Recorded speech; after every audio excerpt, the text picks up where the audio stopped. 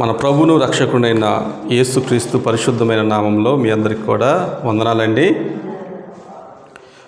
ఈ యొక్క సమయంలో మనము వాక్యాన్ని ధ్యానించుకుందాం. వాక్యాన్ని ధ్యానించుకునే ముందు చిన్న ప్రార్థన చేసుకొని ప్రభు యొక్క సహాయంతో వాక్యాన్ని ధ్యానించుకుందాం. అందరూ కూడా తలలో ఉంచినట్లయితే ప్రార్థన చేసుకుందాం. ప్రతి ఒక్కరు కూడా మీ హృదయాలు తెరిచి దేవునితో మాట్లాడండి. దేవుడు మనతో మాట్లాడలాగున దేవుని యొక్క స్వరము మనం వినటానికి, దేవుని యొక్క వాక్యాన్ని మనము ధ్యానించడానికి మనకు ఆయన సహాయం చేయలాగున మనందరం కూడా ప్రభుతో మాట్లాడదాం. తండ్రి నీకు స్తోత్రములు, తండ్రి యేసయ్యా నీకు వందనాలు, పరిశుద్ధాత్ముడా నీకు స్తుతి స్తోత్రములు చెల్లిస్తున్నాను. ప్రభువా, ఈ యొక్క సమయంలో నా తండ్రి ప్రభువా, నీ యొక్క మాటలు మేమందరం కూడా వినటానికి మమ్మల్ని అందరూ కూడా సిద్ధపరిచిన విధానం బట్టి నీకు వందనాలు. మా యొక్క ఆలోచనలు, మా యొక్క జ్ఞానమును ప్రభువా అన్నిటిని కూడా తండ్రి వ్యర్థపరచండి. నీ యొక్క ప్రభువా ఆత్మతో మమ్మల్ని జ్ఞానముతోనూ ప్రభువా నీ యొక్క వాక్యాన్ని అర్థం చేసుకోవడానికి సహాయం దయచేయండి. ప్రభువా, మేమేమై ఉన్నామో అది నీ దయ వల్లనే ప్రభువా బ్రతుకుచున్నను. ప్రభువా ఏమి చేసినను కూడా ప్రభువా నీ వారమై ఉన్నాము. ప్రభువా నీకు స్తోత్రములు చెల్లిస్తున్నాము. నీ యొక్క మాటలు మేము అందరూ కూడా వినటానికి నీ సహాయం దయచేయండి. అయ్యా, నువ్వే నిత్య జీవపు మాటలు కలిగిన దేవుడు అయ్యా తండ్రి. నీ యొక్క మాటలు మేము తండ్రి అయ్యా ధ్యానించుకొని అయ్యా వినటానికి నీ సహాయం అందించమడుగుచున్నాను. వాక్యానికి వ్యతిరేకంగా పోరాడుతున్న దురాత్మ సమూహములను తండ్రి, చీకటి శక్తులను బంధించండి తండ్రి. నీ యొక్క ఆత్మ స్వేచ్ఛను మా అందరికి కూడా దయచేసి పెట్టమడుగుచున్నాను. వచ్చిన వారందరినీ కూడా జ్ఞాపకం తెచ్చుకోండి. చక్కగా నీ యొక్క మాటలు ప్రభు అందరూ కూడా తండ్రి వినటానికి కూడా కృప చూపించమని మా ప్రభును రక్షకుడునైన యేసు అతి పరిశుద్ధమైన నామంలో ప్రార్థించి వేడుకొనుచున్నాము తండ్రి, ఆమేన్. అందరికి కూడా వందనాలండి. అలాగే ఈ యొక్క దినము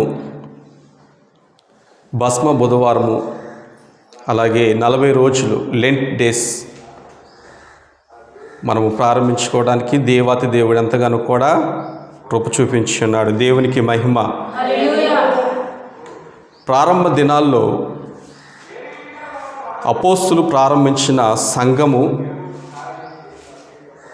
ఆ సంఘాలు అన్నీ కూడా వర్ధిల్లుతూ వస్తున్న క్రమంలో దాదాపుగా సంఘము స్థాపించబడిన తర్వాత ప్రభుని యేసుక్రీస్తు వారు మరణించి పునరుద్ధానుడై తిరిగి లేచిన తర్వాత అపోస్తులకి తన ఆత్మ ద్వారా తన సువార్తని భారాన్ని వాళ్ళ మీద పెట్టినప్పుడు వాళ్ళు సంఘాన్ని కూడా సంఘాన్ని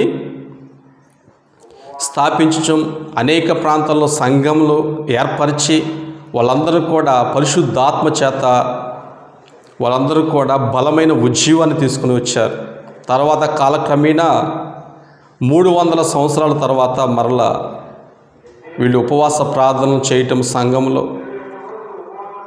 కొంతమంది 3 రోజులు ఉపవాస ప్రార్థన చేసేవాళ్ళు, తర్వాత 7 రోజులు ఉపవాస ప్రార్థన చేసేవాళ్ళు.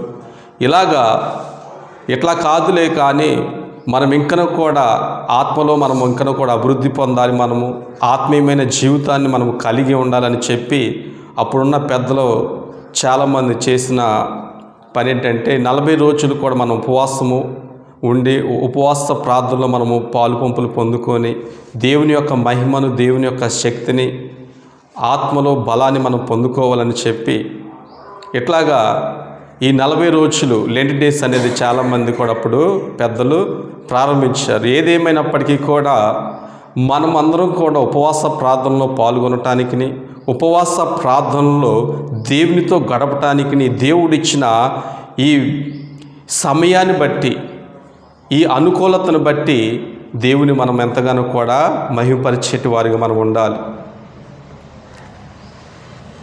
ఎవరు లెంట్ డేస్ చేసుకున్నా చేసుకోకపోయినా కానీ మనము దేవుని జ్ఞాపకం తెచ్చుకొని ఆయన నీ కొరకు, నా కొరకు, సంఘం కొరకు, పరిశుద్ధుల కొరకు చేసిన ప్రతి ఒక్క త్యాగాన్ని మనము జ్ఞాపకం తెచ్చుకొని ప్రభువుని మనము ఉపవాసించి ఆయన వేడుకొనటం అనేది చాలా ప్రాముఖ్యమైనది.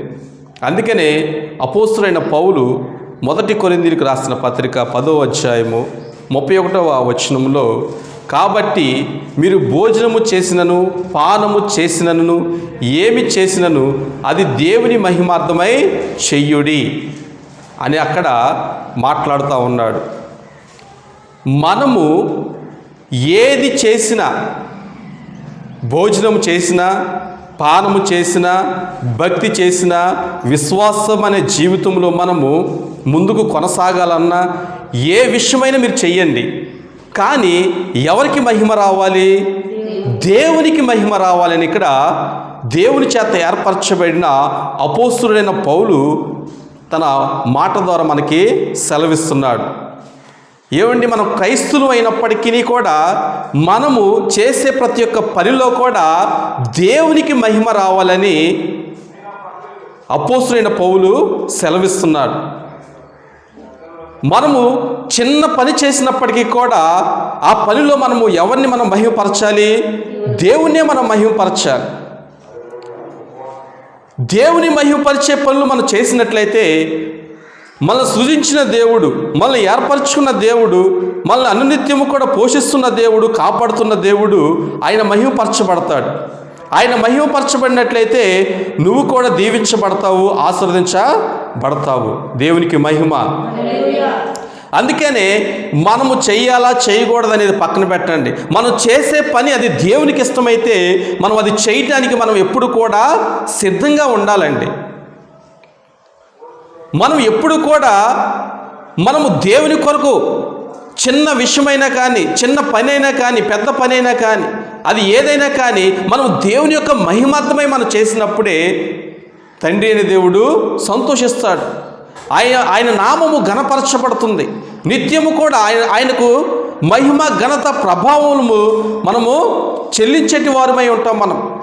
అందుకనే పౌలు కూడా చాలా స్పష్టంగా మాట్లాడుతున్నాడు. ఇదిగో ప్రియులారా, ఇదిగో విశ్వాసులారా, ఇదిగో దైవజనమా, దైవ సంగమా, మీరు ఏదైనా చేయండి, ఏది చేసినా ఇబ్బంది లేకుండా, దేవునికి ఇబ్బంది లేకుండా దేవునికి మహిమార్థమై మీరు చేయండి, దేవుని ఘనపరచడం కొరకు చేయండి. ఈ లెంట్ డేస్లో కూడా మన ఉపవాస ప్రార్థనలో మనం ఉంటాం. ఒక్కొక్క వ్యక్తి అంటే వాళ్ళు దేవునితో మాట్లాడుకునే సందర్భం అన్నమాట.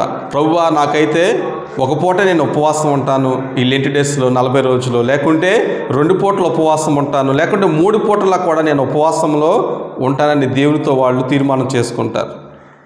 మనం ఒక పూట ఉపవాసం ఉన్నా కానీ అది దేవునికి మహిమకరంగా మనము దాన్ని మనం ఆ ఉపవాస ప్రార్థన మనం కొనసాగించాలి. 2 పూటల ఉపవాస ప్రార్థనలో మనం ఉన్నామంటే అది దేవునికి మహిమార్థమే మనము ఆ ఉపవాస ప్రార్థన మనం కొనసాగించాలి. అందుకనే ఒక భక్తుడు మాట్లాడతాడు, మన ప్రార్థనలో వ్యర్థమైన మాటలన్నీ కూడా పలకకుండా దేవునికి ఇష్టమైన మాట ఒకటి, ఆయనకి మహిమ తెచ్చే మాట ఒకటి మనం పలికినట్లయితే అది దేవుని సంతోషపెడుతుందంట. దేవునికి స్తోత్రం, దేవునికి మహిమ. మనం చేసే ప్రతి ఒక్కటి కూడా క్రియలు కావచ్చు, విశ్వాస సంబంధమైనది కావచ్చు, దేవుని యందు భయభక్తులు కలిగిన ప్రతి ఒక్క జీవితము ఆయనకి మహిమ తేవడానికి మనము ఎల్లప్పుడూ కూడా మనం సిద్ధంగా ఉండాలండి. యేసుక్రీస్తు వారు కూడా తన తండ్రిని మహిమపరచడానికి ఆయన దేవుడైనప్పటికీ కూడా శరీరాన్ని దాల్చి మానవాళిగా, నరపుత్రుడిగా ఈ భూలోకానికి వచ్చాడు. ఆయన ఎప్పుడు కూడా తనకి మహిమ రావడానికి ఎప్పుడు కూడా ఆయన ప్రయత్నం చేయలేదు. నేను చేసే ప్రతి ఒక్క పని కూడా నా తండ్రికి మహిమ రావాలి, నా తండ్రికి ఘనత కలగాలి, నా తండ్రి నామం పరిశుద్ధపరచబడాలి అని ఆయన తన పరిచర్యను కొనసాగించాడు. ఈ లెంట్ డేస్ మనకు నేర్పించేది పాఠం ఏంటి అనగా, మనము హృదయపూర్వకంగా ఒక రోజుకి ఎన్ని గంటలు? 24 గంటలు. 24 గంటల్లో కనీసము మన భక్తి జీవితం ఒక అరగంట అయినా, లేకుంటే ఒక గంట అయినా, లేకుంటే ఒక 2 గంటలైనా దేవునికి మహిమకరంగా మనం జీవించాలి. అంటే మిగతా సమయంలో మనకు ఉన్న పనులు ఉంటాయి. మన ఉద్యోగాలు చేసుకోవచ్చు, మన పనులు మనం చేసుకోవచ్చు. అంటే దేవునికి ఎంత సమయం నువ్వు ఇవ్వగలిగితే దేవునికి ఎంత మహిమ నువ్వు తెచ్చినవాడు అవుతావు. మనం ఎప్పుడు కూడా మనము దేవునికి సమయాన్ని ఇచ్చేటి వారుగా మనం ఉండాలి. దేవునితో మాట్లాడడానికి మనం ప్రయత్నం చేయాలి. వాక్యం ద్వారా, ప్రార్థన ద్వారా, ఆధ్యాత్మికమైన వాటి ద్వారా మనము ప్రభువుని మనం గణపరచాలి. అందుకని ఇక్కడ పౌలు చాలా క్లియర్గా మాట్లాడుతున్నాడు. మనం భోజనం చేసినా పర్వాలేదు, పానీయం చేసినా మనం పర్వాలేదు, కానీ ఏదైనా మీరు చేయండి, కానీ ఇక్కడ దేవుని నామాన్ని మీకు మహిమపరచండి అని ఇక్కడ మాట్లాడుతున్నాడు. దేవునికి మహిమ రావాలండి. ఈ లెంట్ డేస్ 40 రోజులే మనము కటిక ఉపవాసం మనం ఉన్నాము. తర్వాత లోకంలో పడిపోయి, లోకాచారాల్లో పడిపోయి, లోక పద్ధతులు పడిపోయి, లోకాన్ని ప్రేమించి లోకంలో ఉన్న వాటి కొరకు ప్రయాసపడుతుంది. నువ్వు చేసిన 40 దినాలు కూడా తర్వాత వ్యర్థమైపోతాయి.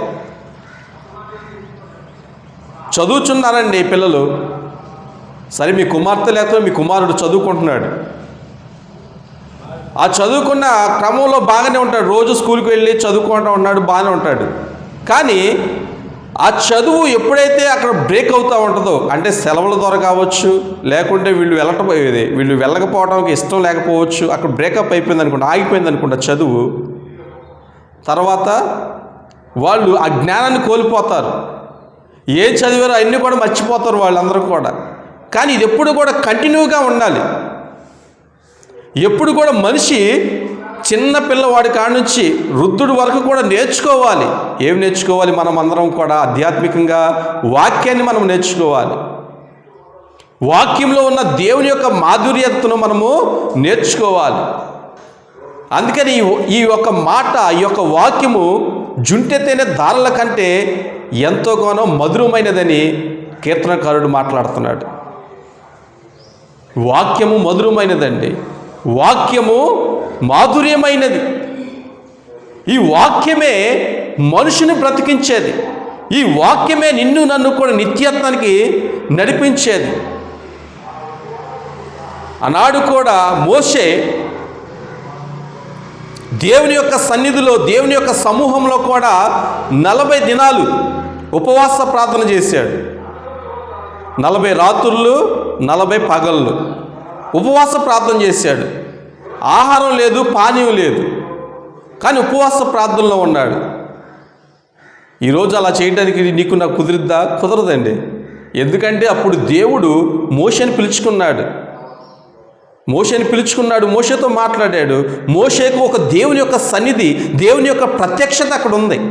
అందుకనే 40 దినాలు కూడా ఎటువంటి ఆహారాన్ని కూడా పుచ్చుకోలేదు, ఎటువంటి పానీయాన్ని కూడా పుచ్చుకోలేదు. 40 రోజులు కూడా కటిక ఉపవాసంతో దేవునితో ముఖాముఖిగా మాట్లాడిన వ్యక్తి, దేవుని యొక్క చిత్తం కొరకు కనిపెట్టుకున్న వ్యక్తి, దేవుని యొక్క ప్రసన్నతను పొందుకున్న వ్యక్తి మోషే.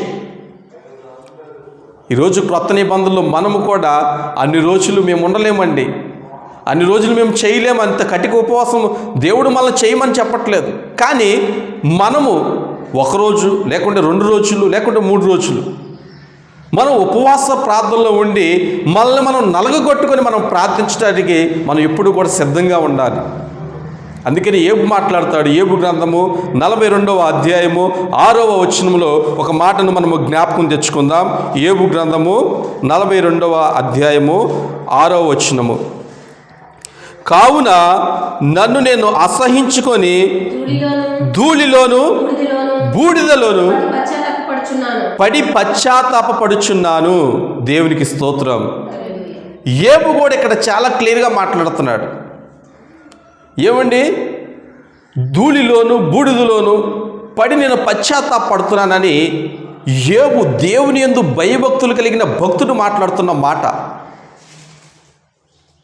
ఎందుకంటే ఒక మనిషి ధూళిలోను బూడిదలోను వాటిని పోసుకొని వాటిని మీద ధరించుకొని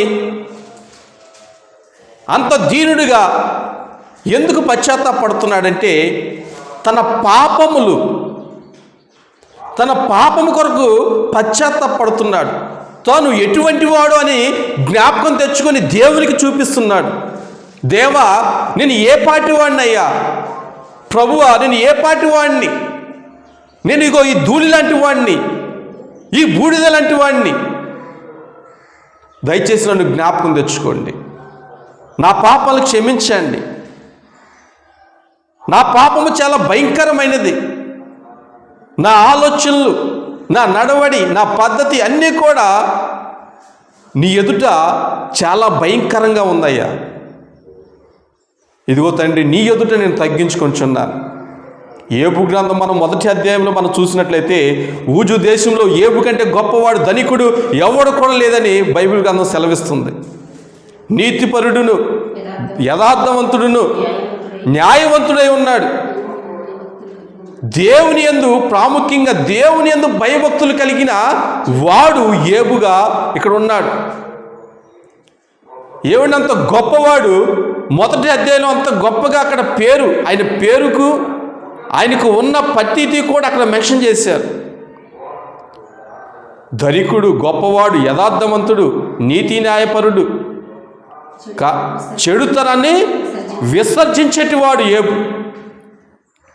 అటువంటి భక్తుడు చివరి అధ్యాయంలో 42వ అధ్యాయంలో 6వ వచనంలో మాట్లాడుతున్నాడు. అయ్యా, నేను ధూళి లాంటి వాడిని, నేను దుమ్ము లాంటి వాడిని అని ధూళిలోను దుమ్ములోను పడి పశ్చాత్తాపడుతున్నాడండి. ఈరోజు ప్రియ దేవుని సంగమా, ప్రియమైన దేవుని వారలారా, మనందరం కూడా దేవుడు మనతో మాట్లాడే విషయం చాలా క్లియర్గా దేవుడు మనతో మాట్లాడుతున్నాడు. మనము ఎప్పుడు కూడా మనము దేవుని ఎదుట తగ్గించుకొని మనము భక్తి జీవితాన్ని మనం చేయాలండి.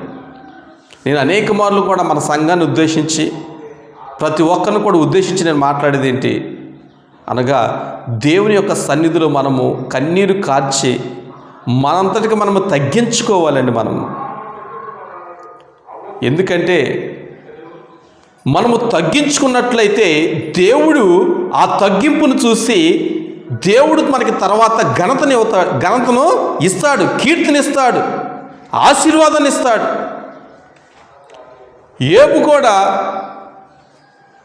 తనకున్న అన్నిటిని చూసి కూడా ఎప్పుడు కూడా తను హెచ్చించుకోలేదు. కారణం ఏంటంటే ఆయన యథార్థపరుడై ఉన్నాడు, నీతిమంతుడై ఉన్నాడు. ఎలాగ యథార్థవంతుడై ఉన్నాడు, ఎలాగ నీతిమంతుడై ఉన్నాడు అనగా, ఆయన దేవుని యందు భయభక్తులు కలిగిన వాడుగా ఉన్నాడు. మొదటగా దేవునికి మహిమ. ఈరోజు కూడా దేవుడు నన్ను చూసినా, నిన్ను చూసినా, ఎవరిని కూడా చూసినా కానీ, ఇదిగో నా బిడ్డ నీతిపరుడు, యథార్థవంతుడు, నా యందు భయభక్తులు కలిగిన వాడిని దేవుడు సాక్ష్యం ఇవ్వాలి, దేవుడు మాట్లాడాలి. నీ గురించి, నా గురించి దేవుడు సాక్ష్యం ఇవ్వాలండి. మన ప్రభువులకు ప్రభు, రాజులకు రాజు, త్వరలో రానున్న యేసుక్రీస్తు వారు మనందరి గురించి సాక్ష్యం ఇవ్వాలండి. మన బ్రతుకు దినాలన్నీ కూడా ఎట్లా ఉండాలని వాక్యం మనతో మాట్లాడుతుంది. మనం తగ్గించబడాలండి. ప్రార్థనలో మనం ఉన్నప్పుడు తగ్గించబడాలి, వాక్యం చదివేటప్పుడు మనం తగ్గించబడాలి. దేవుడు కోరుకున్నట్టుగా మనము ఎప్పుడైతే మనము జీవించగలుగుతామో అప్పుడే దేవుడు మనల్ని బట్టి ఆయన యొక్క నామాన్ని మహిమపరిచిన వారుగా మనం ఉంటాం. మన యొక్క జీవితాన్ని బట్టి దేవుణ్ణి మనము ఘనపరిచినట్టు వారిగా మనం ఉంటాం. ఎల్లప్పుడూ కూడా మనము ఏది చేసినా కానీ దేవుని యొక్క మహిమార్థమై మనం చెయ్యాలి. దేవుని యొక్క ఆలోచనను బట్టి, దేవుని యొక్క జ్ఞానాన్ని బట్టి, దేవుని యొక్క వాక్యాన్ని బట్టి మనము నడుచుకునేటి వారిగా మనం ఉండాలి. ఏబుకి ఏం తక్కువ లేదండి, అన్ని దేవుడు ఎక్కువ ఇచ్చాడు. కానీ భయభక్తులు కూడా అంతకు మించి ఏబు ఎక్కువ కలిగి ఉన్నాడు. తనకున్న బంగారం చూసి మురిసిపోలేదు, తనకున్న వెండిని చూసి ఎప్పుడు మురిసిపోలేదు. ఒంటెలు కావచ్చు, లేకుంటే గొర్రెలు కావచ్చు, మేకలు కావచ్చు, పనివారు కావచ్చు, అన్నిటిని బట్టి కూడా ఇప్పుడు కూడా ఏబు చూసి గర్వించలేదండి. అందుకని ఏబు గ్రంథంలో కూడా ఆయన నోటి మాటను బట్టి కూడా ఆయన పాపం చేయలేదంట. ఏబు జీవితము దేవాది దేవుడు మనకు చూపించి, ఏబు గురించి మనకు తెలియజేసి, అటువంటి తత్వాన్ని మనం కలిగి ఉండాలి. ఈ లెంట డేస్లో మనము 40 రోజులే మనం భక్తి కాదు, 40 రోజులకు మించి 365 రోజులు కూడా మనము భక్తిని దేవుని ఎదుట కనపరచాలి. మనుషులు ఎదుట మనము భయభక్తులు కలిగిన వారిగా మనం నటించక్కర్లేదు. దేవుని ఎదుట మనము భయభక్తులు కలిగిన జీవితమే మనము జీవించడానికి దేవుడు మనకిచ్చిన ధన్యత అండి. మనం ఎప్పుడైతే దేవుని ఎదుట, ఆయన సన్నిధి ఎదుట, ఆయన ఆలయంలో మనం ఎప్పుడైతే భయభక్తులుగా మనం జీవించగలుగుతామో దేవుడు అంతకంతకు కూడా మన జీవితాన్ని కూడా వర్ధిల్ల చేస్తాడు. మన తగ్గింపు జీవితాన్ని ఆయన హెచ్చిస్తాడు. అందుకనే భక్తులు మాట్లాడతాడు, అయ్యా నువ్వు హెచ్చవలసి ఉన్నది, నేను తగ్గవలసి ఉన్నదని భక్తులు మాట్లాడతారు. ఎవరు హెచ్చవలసి ఉన్నది? దేవుడు హెచ్చవలసి ఉన్నది. ఆయన నామం ఘనపరచబడవలసి ఉన్నది. ఎప్పుడు కూడా మనము ప్రభువునే మనము హెచ్చించాలి. ఆయన ఎదుట మనము దీన మనస్కులై మనము తగ్గించుకొని మనం ఉండాలి. మనము దేవుని యొక్క సన్నిధిలో మనం ఆయనతో ఎప్పుడు కూడా మనము పెనుగులాడాలండి. అందుకనే యోబు కూడా చూడండి, ధూళిలోనూ బూడిదలోనూ పడి పశ్చాత్తాపడుతున్నాడు. ఈ బూడిద ధూళి ఏమి నేర్పిస్తుంది మనిషికి అంటే తగ్గింపు చూపిస్తుంది. తగ్గింపు అక్కడ నేర్పిస్తుంది. అంటే నేను ఇక ఏమీ లేనయ్యా, నేను ఉట్టివాడినే, నేను ఎందుకు పనికిరాని వాడిని నేను అని అక్కడ ఆ తత్వం అక్కడ మనిషి కనపరుస్తున్నాడు. అక్కడ యోబు దేవునికి కనపరుచుకుంటున్నాడు. అయ్యా ఇదిగో ఈ బూడిద లాంటి వాడిని, ఈ దుమ్ము లాంటి వాడిని, ఎందుకు పనికిరానయ్యా, నా వల్ల ఎవరికి కూడా ఎటువంటి ప్రయోజనం లేదు, నేను ఎవరికి కూడా నేను పనికిరాను, నీ ఎదుట నేను అసలు ఏ పాటి వాడిని, ఇదిగో నేను అంతగా నేను తగ్గించుకుంటున్నానయ్యా, దయచేసి నన్ను జ్ఞాపకం తెచ్చుకుని అక్కడ పశ్చాత్తాపడుతున్నాడు. ఏమండి, ఈ రోజుల్లో మనము పశ్చాత్తాప పడటానికి మనము దేవుని యొక్క సన్నిధిలో మనం ఎంతగానో కూడా గడిపి మనం పశ్చాత్తాపడడానికి దేవుడు కోరుకుంటున్నాడు. ఎప్పుడు కూడా మనము నాలో ఏ పాపం ఉంది, నాలో ఏ శాపం ఉందని మనం అనుకోకూడదు. ప్రతి ఒక్క మనిషిలోనూ కూడా పాపము అనేది ఉంటుంది. ఏ మనిషి కూడా నీతిమంతుడు కాదండి. ఏ మనిషి కూడా నీతిమంతుడు కాదు. అందుకనే దేవుడు మాట్లాడతాడుగా, నీతిమంతుడు లేడు, ఒక్కడును కూడా లేడు. కానీ యేసుక్రీస్తు వారి నీతిమంతుడు, ఆయనే యథార్థవంతుడు, ఆయనే నమ్మకమైన వాడు. ఈరోజు మనము నీతిమంతులు అని కాదండి, యథార్థవంతులు అని కాదు. ఎప్పుడైనా మనం యోబు వలె మనము తగ్గించుకొని ఆ ధూళిలోను ఆ బూడిదలోను పడి మనం పశ్చాత్తాపడతామో అప్పుడు దేవుని యొక్క ప్రత్యక్షతను మనం పొందుకుంటాం. దేవుని యొక్క మాట మనం వినగలుగుతాం. మనం ఏమీ లేవు, మనం ఖాళీ అని దేవునికి మనము తెలియపరుచుకోవాలండి. దేవుడు అటువంటి వారిని లక్ష్య పెడతాడు, అటువంటి వారిని చూడడానికి దేవుడు ఇష్టపడుతున్నాడండి. ఆది కాండంలో కూడా దేవాతి దేవుడు చూసినప్పుడు ఈ భూమిని అంత ఆది కాండం 6వ అధ్యాయంలో కూడా ఈ భూమిని దానిలో ఉన్న సమస్తాన్ని చూసినప్పుడు అదంతా కూడా చెడిపోయి ఉండిననే దేవుడు మాట్లాడుతున్నాడు. ఏమండి, చెడిపోయి ఉందంట. ఒకసారి ఆ వాక్యాన్ని కూడా మనం ధ్యానించుకుందాం. ఆది కాండము 6వ అధ్యాయము 13వ వచనము.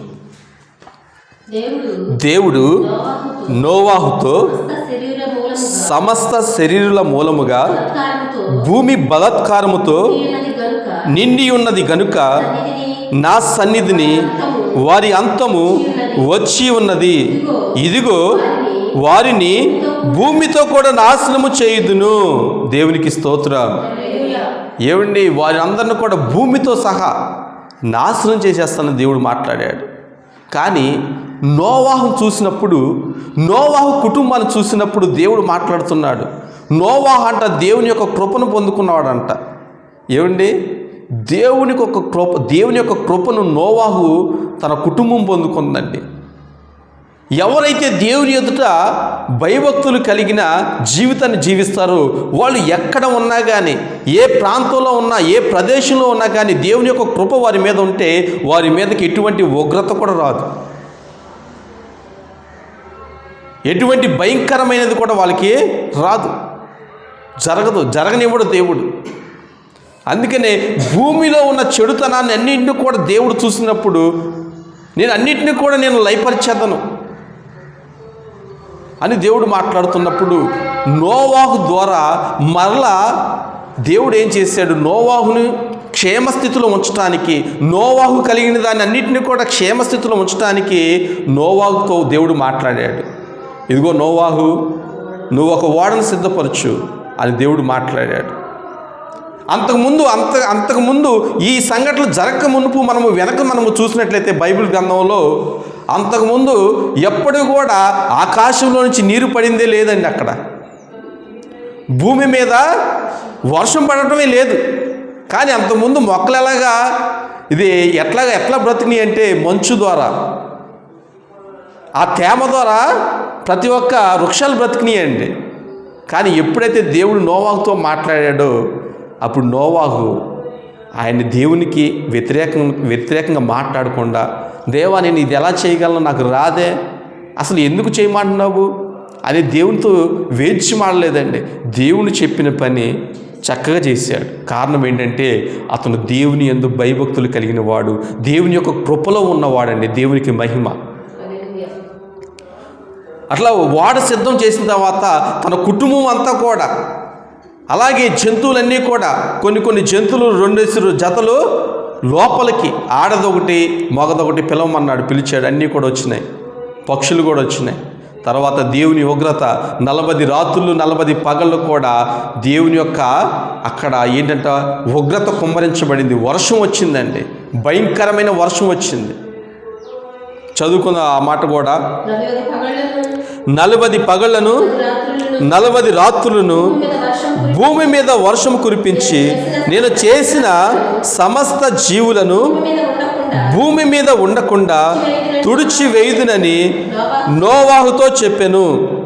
తనకు యెహోవా ఆజ్ఞాపించిన ప్రకారము నోవాహు యావత్తు చేసెను. దేవునికి మహిమ.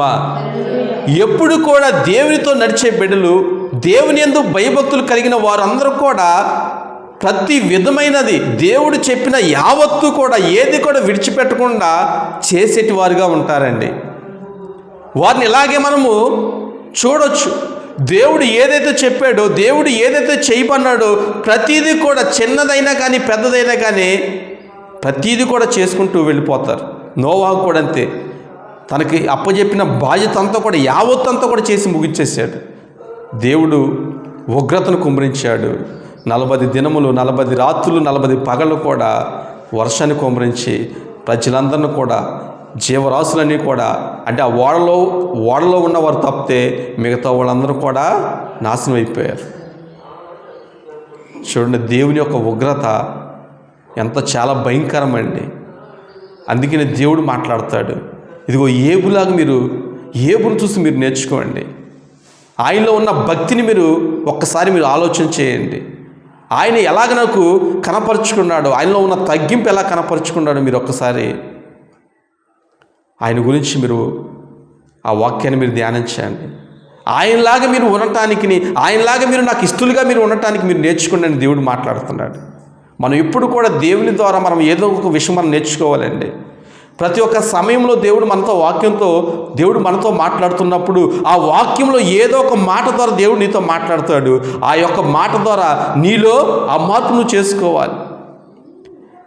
నేనైనా కానీ అప్పుడప్పుడు కూడా ప్రసంగించటమే కాదు, కానీ అప్పుడప్పుడు కొంతమంది పెద్ద సేవకులు ఉంటారు, దేవుని చేత పంపబడిన వాళ్ళ మాట వాళ్ళు చెప్పినప్పుడు నేను కూడా వాక్యాన్ని ఆలకిస్తాను. అయ్యో నిజంగా నాలో కూడా ఇది లేదు, నేను ఇది పొందుకోవాలి, తగ్గింపు లేదు, నేను కలిగి ఉండాలి అని మనం నేర్చుకోవాలి అన్ని విషయాలు కూడా. కానీ దేవుడు మనతో మాట్లాడే ప్రతి ఒక్క మాట కూడా మనం చాలా జాగ్రత్తగా మనము విన్నట్లయితే ఆ మాటను బట్టి మనలో మార్చుకోవాల్సిన వాటిని మనం మార్చుకోవాలి.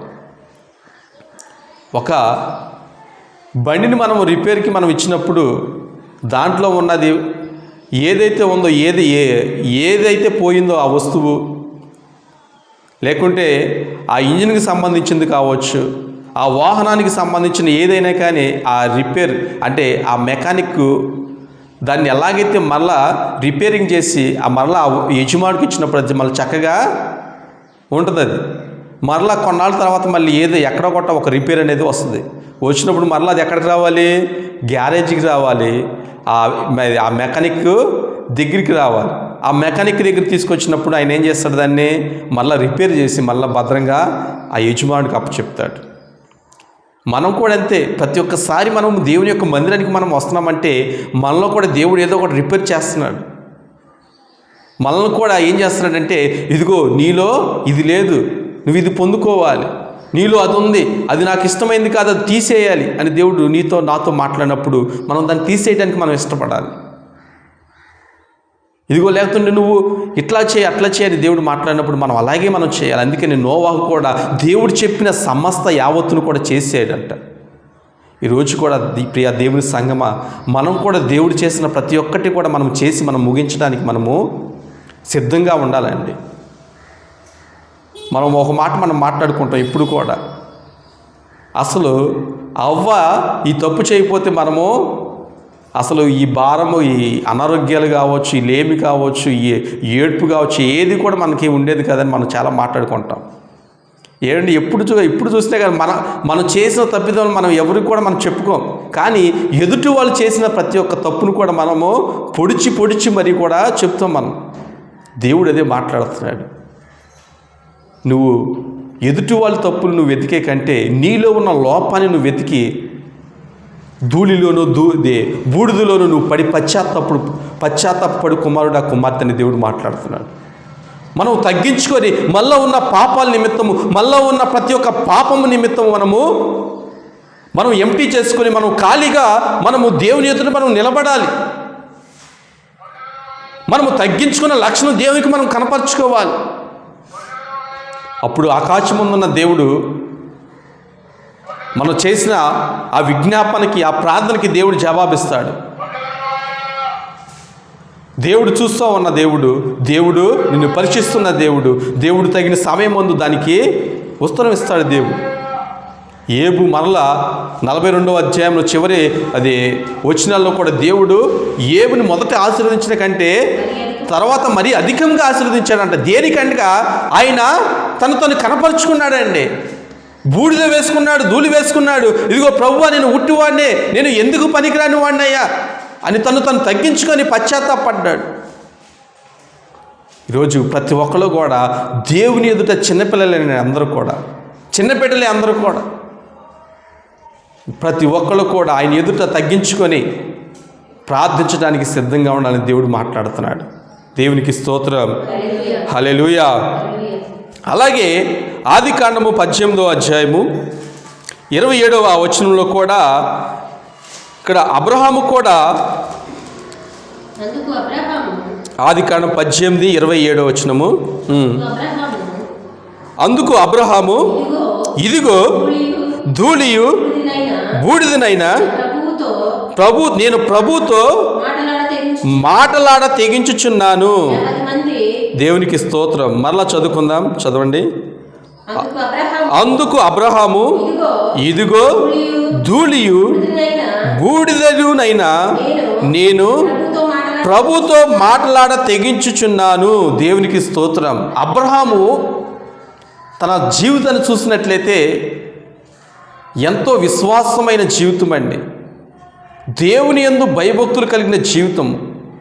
అబ్రహాము కూడా దేవునితో మాట్లాడటానికి తెగించాడంట. ఎలా తెగించాడు? బూడిదను వేసుకున్నాడండి. ఏమండి, నేను ఏ మాత్రపు వాడినాను దేవునికి కనపరుచుకుంటున్నాడు. దేవునితో మాట్లాడటానికి తెగించాడు. అక్కడ దేవునితో మాట్లాడటానికి, ప్రభువా, నేను చాలా అల్పమైన వాడును, నేను చాలా పనికిరాని వాడును, నేను మాట్లాడుతున్నాను అయ్యా నీతో, దయచేసి నా మనవి ఆలకించయ్యా, నా విజ్ఞాపన వినయ్యా. ఎందుకంటే సమస్తాన్ని కూడా సృజించిన వాడవు నువ్వే, సమస్తాన్ని కూడా కలగజేసిన వాడవు నువ్వే, సమస్తాన్ని కూడా జరిగించేది కూడా నువ్వే అని దేవుని యొక్క సన్నిధిలో ఆయనతో మాట్లాడటానికి ఆయన తగ్గింపు కలిగిన జీవితము ఇక్కడ మనకి ఒక మాదిరికరంగా కనపడుతూ ఉంది. ప్రియ దేవుని యొక్క సంగమా, ప్రభు కూడా ప్రతి ఒక్కరు కూడా పిలుస్తున్నాడు. మీరు కూడా అటువంటి భయభక్తులు కలిగిన జీవితాన్ని మీరు కూడా జీవించాలని దేవుడు మాట్లాడుతున్నాడు. అటువంటి గుణగణాలు మీరు కలిగి ఉండాలని దేవుడు మాట్లాడుతున్నాడు. విశ్వాస సంబంధమైన మనుషులుగా మీరు ఉండాలని, సజీవమైన రాళ్ళుగా మీరు ఉండాలని, దేవుని చేతిలో వాడబడే పాత్రలుగా మీరు ఉండాలని దేవుడు మీరందరూ కూడా పిలుచుకున్నాడు.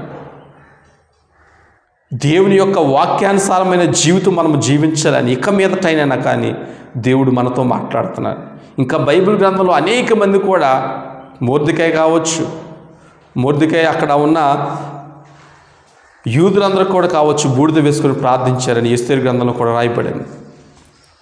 యోబు, ప్రతి ఒక్కళ్ళు కూడా అండి, చాలామంది కూడా వాళ్ళు తను తగ్గించుకొని, నినివే పట్టణస్థులందరూ కూడా, రాజు మొదలుకొని, మంత్రులు మొదలుకొని, సామాన్యులేమి, ధనికులేమి అందరూ కూడా బూడిద వేసుకొని దేవునికి ప్రార్థించారు. జీవం కలిగిన వాడికి ప్రార్థించారు. ఏ ఉగ్రత అయితే నేను రప్పించబోతున్నానని చెప్పాడు దేవుడు, ఆ దేవునికి మొరపెట్టినప్పుడు ఆయన చేస్తానన్న పనిని చేయక మానేడంట. ఎందుకనగా వాళ్ళు తగ్గించుకొని, ప్రతి ఒక్కళ్ళు కూడా చిన్నపిల్లలు మొదలుకొని పెద్దవారు వరకు కూడా, వాళ్ళ పశువులు అన్నీ కూడా అన్నిటి కూడా ఉపవాసం పెట్టేశారు. ఇదిగో మనము దేవుని కొరకు నిలబడాలి. దేవుడు మనల్ని హెచ్చరించాడు. మన ప్రవక్తను మార్చుకోమన్నాడు. మన జీవితాన్ని విధానాన్ని మార్చుకోమన్నాడు. అన్నీ కూడా మార్చుకోమన్నప్పుడు తన సేవకుడైన యోనా ప్రకటించిన ఆ వాక్యం ద్వారా వాళ్ళందరూ కూడా కన్నీరు మున్నీరై దేవునికి ప్రార్థించారంటే తగ్గించుకొని. ఈనాడు బూడిద మనకి నేర్పించే పాఠం ఏంటంటే, మనము ఏ మాత్రపు వారమండి, మనం తగ్గించుకోవలసిన జీవితం మనం జీవించాలి. ఎందరైతే తగ్గించుకొని జీవిస్తారో వాళ్ళు దేవునికి ఇష్టలుగా ఉంటారు. నేను ఏమీ లేనయ్యా, నేను నాలో ఏమీ లేదయ్యా, ఏ మంచితనం లేదయ్యా, నేను ఏ పాటి వాడినయ్యా అని మనము దేవుని యొక్క సన్నిధిలో మనం పెనుగులాడాలి. మనం ఆయనకంటే గొప్పవారం కాదండి, లేకుంటే మనకంటే గొప్పవారు మనం ఇతరులతో మనం పోల్చుకొని వాళ్ళకంటే గొప్పవారు మనం ఎప్పుడు కూడా మనం అనుకోకూడదు. మనల్ని మనమే తగ్గించుకోవాలి, మనల్ని మనం అణుచుకోవాలండి. అందుకనే ఇక్కడ అబ్రహాము కూడా ఒక సాదృశ్యంగా దేవుడు మనతో చూపించాడు. యోబుని కూడా సాదృశ్యంగా మన దేవుడు మనల్ని చూపించాడు. మొర్దెకైని కూడా సాదృశ్యంగా చూపించాడు. నినివే పట్టణస్థులందరూ కూడా ఒక సాదృశ్యంగా దేవుడు మనతో చూపించాడండి. అందుకనే ప్రభు మాట్లాడుతున్నాడు, ఎప్పుడైనా కానీ మీరు తగ్గించుకొని మీరు ప్రార్థించండి, ఉపవాసముని మీరు ప్రార్థించండి, పట్టుదలతో మీరు ప్రార్థించండి. మీరు ఎక్కడైతే పడిపోయారో, ఏ స్థితిలో అయితే మీరు దేవునికి దూరం అయ్యారో, మరలా మీరు దేవునికి దగ్గరికి కండి అని దేవుడు మాట్లాడుతున్నాడు. అందుకనే ఈ లెంట్ డేస్లో కూడా దేవుని యొక్క మాటను మనము చాలా జాగ్రత్తగా విని, మనం బ్రతుకు దినాలన్నీ కూడా దేవునికి ఇష్టలుగా మనము జీవించడానికి మన యొక్క నిర్ణయం మనం తీసుకోవాలి. మనము ఆయన చేతులు మనం వాడబడటానికి మనము ఎప్పుడు కూడా సంసిద్ధంగా ఉండాలి. దేవుని యొక్క మాటలు మనం ఎంతగా మనము జాగ్రత్తగా మనం ఆలకిస్తున్నామో, దేవుని యొక్క ఆజ్ఞలు కూడా మనం పాటించాలి.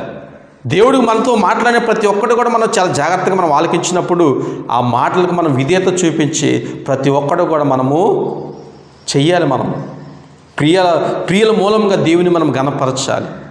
అందుకనే మరలా మనము చదువుకుందాం. 1 కొరింథీయులకు రాసిన పత్రిక 10వ అధ్యాయము 31వ వచనము.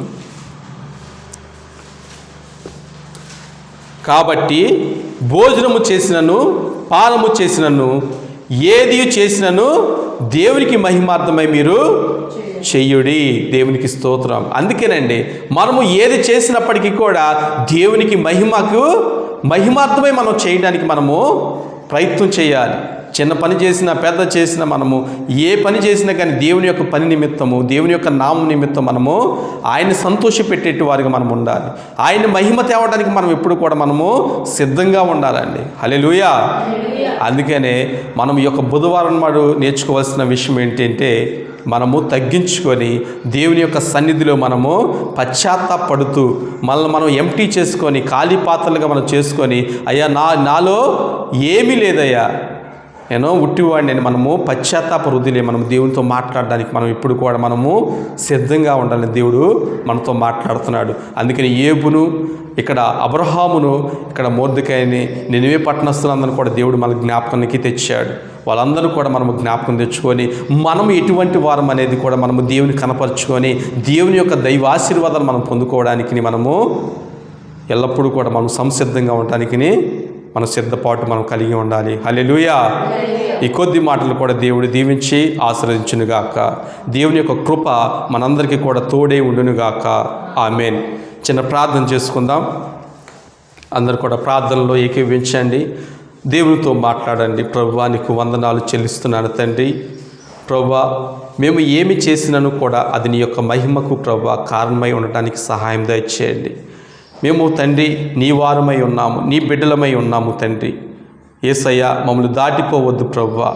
ఇదిగో ఏబు ధూళిలోను బూడిదలోను పడి పశ్చాత్తాపడుతున్నాడని మీరు సెలవిచ్చారు అయ్యా. అలాగే అబ్రహాము కూడా తండ్రి, నేను బూడిద వంటి వాడినయ్యా, ఇదిగో నేను మాట్లాడతగి ప్రభ తెగించుచున్నాను అని అయ్యా నీతో మనవి చేసుకున్నాడు. నీకు స్తోత్రములు తండ్రి.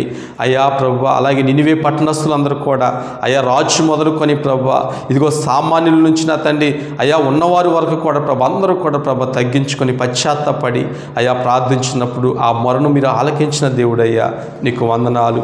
ఈరోజు నా తండ్రి మేమందరం కూడా ప్రభ అయ్యా తగ్గించుకున్న వారమై ఉన్నాం ప్రభువా. అయ్యా నీ యొక్క నామాన్ని మేము హెచ్చించిన తండ్రి, మేమందరం కూడా తగ్గించుకొని అయ్యా నీ యొక్క బిడ్డలుగా, నీ యొక్క ప్రభా పాత్రలుగా మేము ఉన్నామయ్యా. దయచేసి ప్రభువా అయ్యా మా మరణం మీరు ఆలకించండి, మా ప్రార్థనలు మీరు ఆలకించండి. నీకు వందనాలు చెల్లిస్తున్నాం తండ్రి. ఇక నుంచైనా కానీ ప్రభువా అయ్యా నీ యొక్క నామ మహిమార్థం ఏం ప్రభా మేము సమస్తము కూడా చేయటానికి నీ సహాయం దయచేయండి. నీ యొక్క కృపను, నీ యొక్క కనికరమును, నీ యొక్క దయను మేము పొందుకోవాలయ్యా. నీకు స్తోత్రములు చెల్లిస్తున్నాము. మాలో ఎటువంటి మంచితనం లేదు కానీ ప్రభా మీరే ప్రభా అయ్యా మాకు ఆదర్శమై ఉన్నారు ప్రభా. నీ యొక్క మంచిని మాకు ఇచ్చినందుకు నీకు స్తోత్రములు. నీ యొక్క రక్షణ మాకు ఇచ్చినందుకు స్తోత్రములు. నీ యొక్క వాక్కును మాకు ఇచ్చినందుకు నీకు స్తోత్రములు చెల్లిస్తున్నాము. మమ్మల్ని అందరినీ కూడా తండ్రి స్థిరమైన ప్రభ బండ మీద నిలబెట్టుకోమని అడుగుచున్నాము. నీ యొక్క రాకడ నీ యొక్క రాజ్యము అయ్యా ప్రభ వచ్చి వారికి కూడా ప్రభా మేము ఎల్లప్పుడూ కూడా తగ్గించుకొని ప్రభా అయ్యా తండ్రి నీ యందు ప్రభా దీన మనసుకులై ప్రభ జీవించే భాగ్యము మా అందరికీ కూడా అనుగ్రహింప చేయమని మా ప్రభువును పరిశుద్ధుడునైన ప్రభుని యేసుక్రీస్తు పరిశుద్ధమైన నామంలో ప్రార్థించి వేడుకొనుచున్నాము తండ్రి. ఆమేన్. ఆమేన్.